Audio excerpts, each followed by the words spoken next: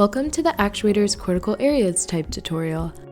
Actuators are responsible for converting energy into movement.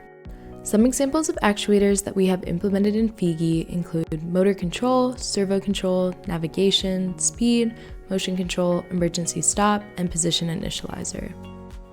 Motor control by default has dimensions of 2 by 1 by 10. The first column signals movements forward, while the second column signals movements backward. If you want to control your robot using two motors, extend motor control's dimensions by 2 on the x-axis so the new dimensions are 4 by 1 by 10. When you add a cortical area, you are selecting the number of channels. On the motor control cortical area, the z dimension represents the speed based on a percentage ranging from 0 to 100%. 0 represents the power, so your motor will not move even though you will see its associated neuron fire. In this example, z1 is the slowest speed. 9 is the fastest speed. The servo output cortical area adjusts the angle of rotation.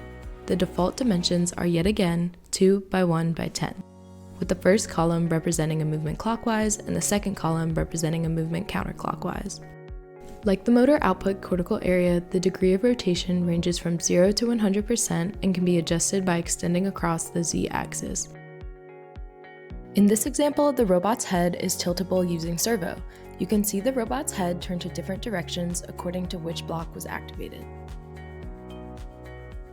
By default, the navigation output cortical area is 3 by 1 by 21. Its purpose is to combine XYZ for specific movements. Positive values indicate positive movement, for example going forward, up, or left, depending on the robot. Negative values indicate opposite movements, for example going backward, down, or right. In this example, X makes the drone move left to right. Y makes the robot move up and down. Z makes the robot come forward and backward. When we combine these columns and positive and negative controls together, we are able to direct the robot to move in a specific direction. Used in tandem with the navigation cortical area, speed can range from 0 to 9, once again representing a range of values from 0 to 100%. The speed cortical area allows you to control the speed of those XYZ movements. By default, the motion control output cortical area is 4 by 1 by 3. As you can see in this diagram, it controls yaw, rolling, pitching, and cardinal directions. In order from bottom left to top right, the controls are moving left, up, down, right, rolling left, pitching forward, pitching backward, rolling right, yawing left, and yawing right. Commonly used in simulations like the car embodiment, the position initializer allows you to reset the robot's positions to where it will now start.